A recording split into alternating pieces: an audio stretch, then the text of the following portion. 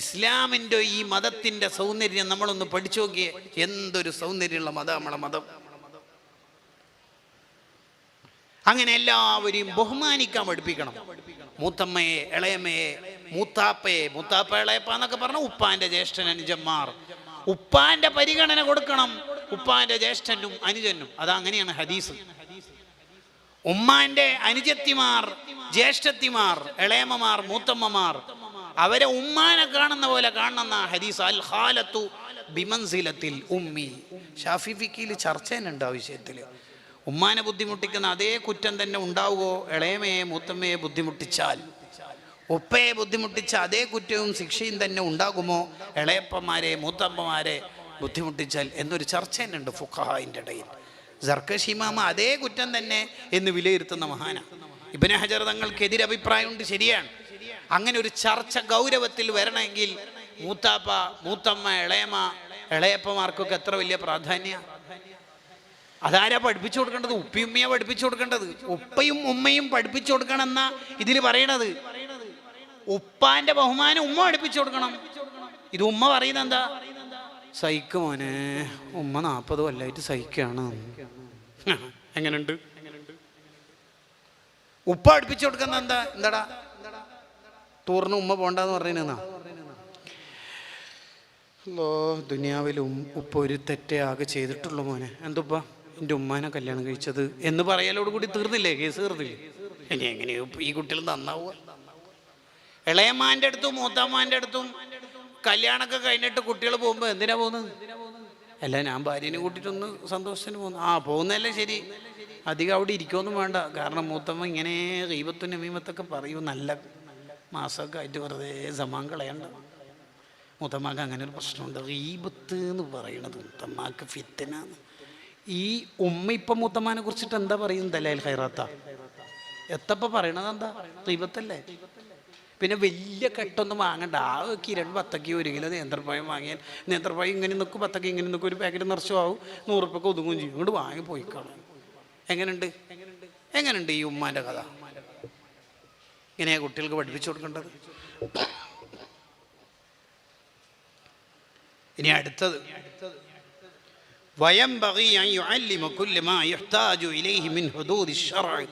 ശറഇന്റെ അതിർവരമ്പുകളെ എല്ലാം പഠിപ്പിച്ചു കൊടുക്കണം.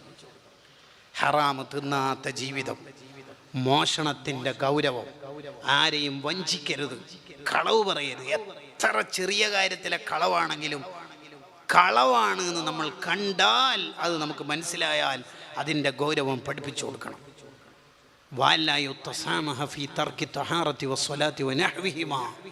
നിസ്കാരം, വുളു, കുളി, ഈ വിഷയത്തിലൊക്കെ കാണിക്കുന്ന അലംഭാവം ചെറുപ്പത്തിൽ തന്നെ കുട്ടികൾക്ക് ശരിപ്പെടുത്തി കൊടുക്കണം. നീ ഉള്ളെടുത്തോ എൻ്റെ മുഖം ഇവിടെ ഇങ്ങനെ ഒരക്കാനാ? ഒന്നു സോയ്യാവോ? വെള്ളം ഒഴുകണ്ടേ? മോനുവാ ഉള്ളെടുത്തിട്ട് വരി. ഇങ്ങനെ ഒരു 2-3 വട്ടമൊക്കെ ഒരു ഉമ്മ പഠിപ്പിച്ചു കൊടുത്താൽ അത് മതി. ഉമ്മ സ്വർഗത്തേക്ക് പോവാന് അത് മതി. അതിനൊക്കെ നമ്മൾ സമയം കണ്ടെത്തണം. നിസ്കാരത്തിൽ നമ്മളെ മോള് കാല് വെച്ചത് കൈ വെച്ചത് ശരിയായിട്ടില്ല, അപ്പോൾ തിരുത്തി കൊടുക്കണം. സുജൂദ് ചെയ്തുകൊണ്ടിരിക്കുമ്പോൾ കൈ എടുത്തിട്ട് തല ചോർന്ന് പിന്നെയും കൈ വെച്ചാൽ മനഃപൂർവ്വം ചെയ്താൽ നിസ്കാരം പാത്തിലാവും. കാരണം എക്സ്ട്രാ സുജൂദാവും. അത് പഠിപ്പിച്ചു കൊടുക്കണം. ഇങ്ങനെ ഓരോ വിധി വിലക്കുകളെ ശരിക്കും പഠിപ്പിച്ചു കൊടുക്കണം. സുമ്മ പിന്നെ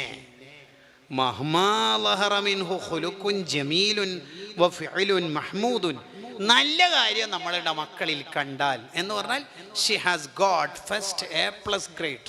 നമ്മളെ ഫാത്തിമ മോക്ക് അല്ലെങ്കിൽ അബ്ദുള്ള മോനിക്ക് നബിദിനത്തിന് ഫുൾ A+ കിട്ടി, സമ്മാനങ്ങൾ കിട്ടി, SLCക്ക് A+ കിട്ടി, അങ്ങനെ എന്തോ കിട്ടി എങ്കിൽ എന്താ ചെയ്യണ്ടേ? ഫയംബഗി അൻ യുക്റമ അലൈഹി വയുജാസ അലൈഹി. ആ കുട്ടിക്ക് ഒരു ആദരവ് കൊടുക്കണം, ആ കുട്ടിക്ക് സമ്മാനം കൊടുക്കണം.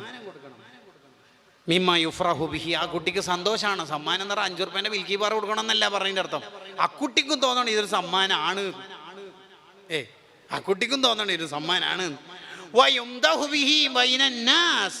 എല്ലാവരും മുമ്പ്, കുടുംബത്തിൻ്റെ ഒക്കെ മുമ്പിൽ നിന്ന് അവനെ പുകഴ്ത്തണം. കണ്ട എന്ത് കളിച്ചാലും നമ്മളെ മോനെ കണ്ട ഫുൾ മാർക്കാണ്.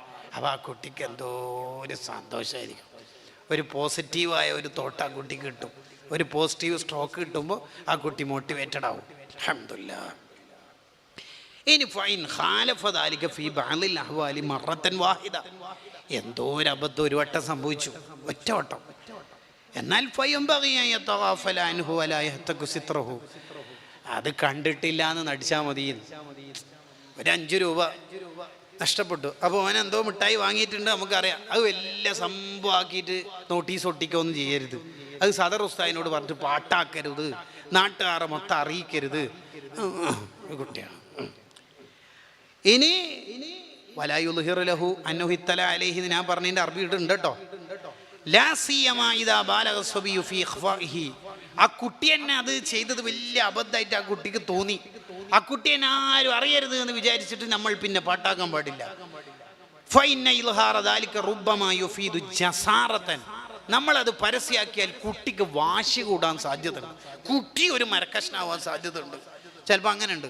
അവൻ എപ്പോഴോ ഒരിക്കൽ ഒരു പുക വലിച്ച് നമ്മളത് കണ്ട് നമ്മളത് പിടിച്ച് പറയണേ ഇനി ചെയ്യൂലല്ലോ ഇൻഷാ അല്ലാഹ്.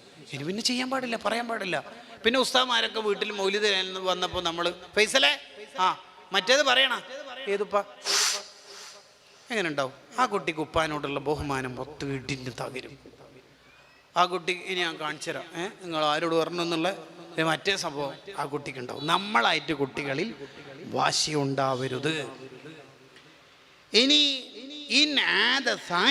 പിന്നെയും ആ തെറ്റാ കുട്ടി ചെയ്യുന്നുണ്ടെങ്കിൽ രഹസ്യമായിട്ട് അവനെ വിളിച്ചിട്ട് പറയാം, മോനെ ഞാനത് കണ്ടിരുന്നു, ഒന്നാമത്തതും കണ്ടിരുന്നു, അത് സംഭവിച്ചു പോയതാണ് എന്ന് കരുതി ഞാനൊന്നും പറയാതിരുന്നതാണ്, ഇപ്പം മോനത് ആവർത്തിച്ചു, വലിയ അപകടമാണ്, അതിൻ്റെ ഗൗരവം ബോധ്യപ്പെടുത്തി കൊടുക്കുക. ഇനിയെങ്ങാനും മോനത് ചെയ്താൽ, കിതാബിലുള്ളതിൻ്റെ മലയാളം പറയണത്, ഇനിയെങ്ങാനും മോനത് ചെയ്താൽ പിന്നെ അത് പ്രയാസമാവും, ചെയ്യരുത് മോനത് ചെയ്യരുത്, മോനിങ്ങോട്ട് വാ എന്ന് പറഞ്ഞു മോനൊരു ചേർത്ത് പിടിക്കലിലൂടെ തിരുത്തി കൊടുക്കാൻ നമുക്ക് കഴിയണം. പിന്നെ അടുത്ത പറയാം,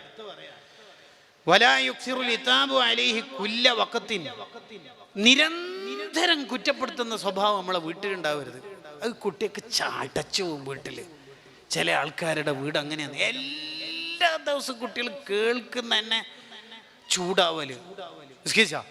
കാല് കാണിച്ചേ, കഴുകിനാ, ഏത് പള്ളിന്ന്? കുട്ടികളിങ്ങനെ ഇങ്ങനെ ഇങ്ങനെ ഇങ്ങനെ ഇങ്ങനെ മുൾമുനയിൽ നിർത്തരുത് കേട്ടോ, അങ്ങനെയൊന്നും ചെയ്യാൻ പാടില്ല.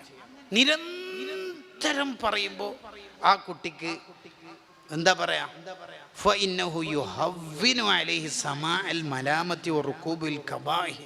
കുട്ടിക്ക് തന്നെ ഒരു ചടപ്പ് വരും, മടിയുണ്ടാവും. എല്ലാ ദിവസവും ക്ലാസ് എടുക്കുമോ?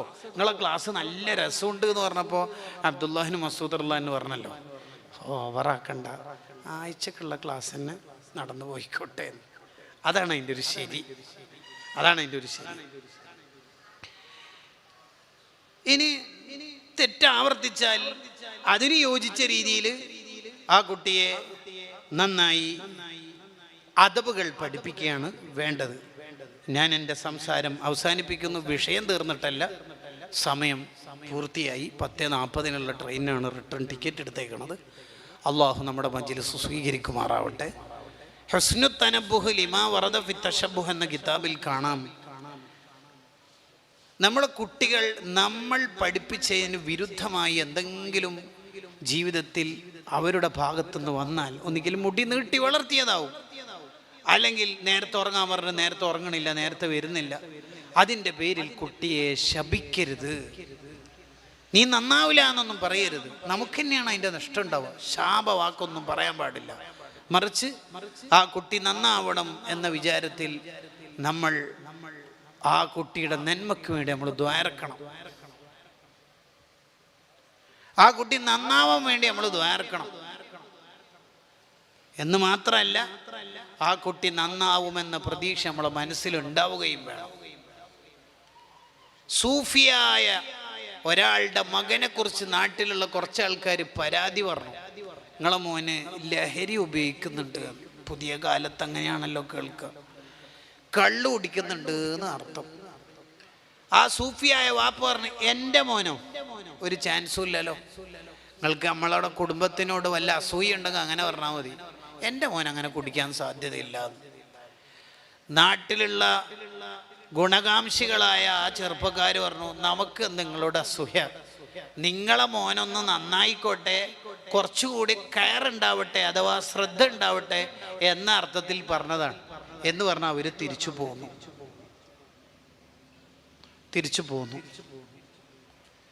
കുറച്ച് ദിവസം കഴിഞ്ഞിട്ട് ആ മോന് വീണ്ടും കുടിച്ച് മസ്തായി ലക്ക് ഇട്ടിട്ട് റോഡ് സൈഡിൽ കിടക്കുന്നത് ഇവർ തന്നെ കണ്ട് ഈ മോനെ ഒരു തുണിശീലയിൽ ഇങ്ങനെ ചുറ്റിയിട്ട് കൊണ്ടുവന്ന് ആ വാപ്പാൻ്റെ അടുത്ത് നിർത്തിയിട്ട് വാതിൽ മുട്ടി. വാപ്പ വാതിൽ തുറന്നിട്ട് നോക്കിയപ്പോൾ മിനിനാന്ന് പറഞ്ഞത് കറക്റ്റ്, മോന് കുടിച്ചിട്ട് മസ്തായിട്ടുണ്ട്. ഈ വാപ്പ ഒറ്റ പൊട്ടല്, കരച്ചില്.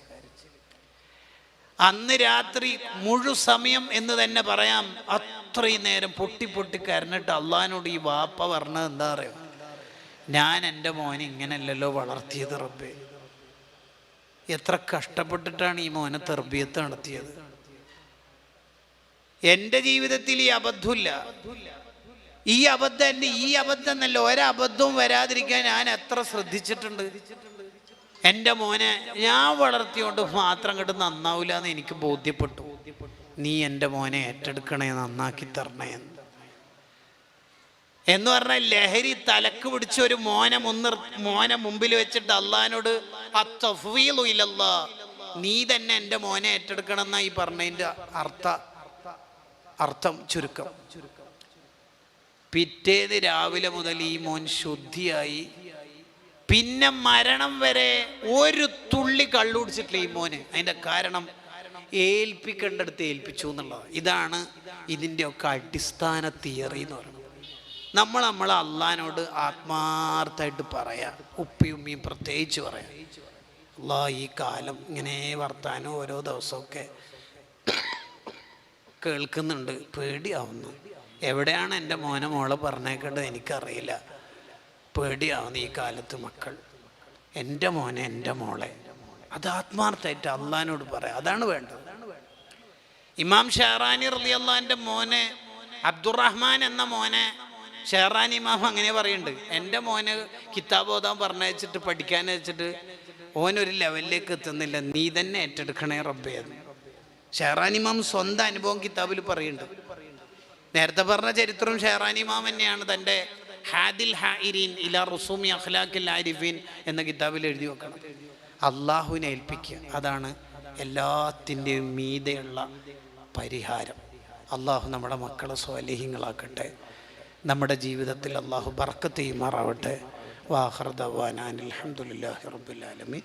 അസ്സലാമു അലൈക്കും വറഹ്മത്തുള്ളാഹി വബറകാതുഹു.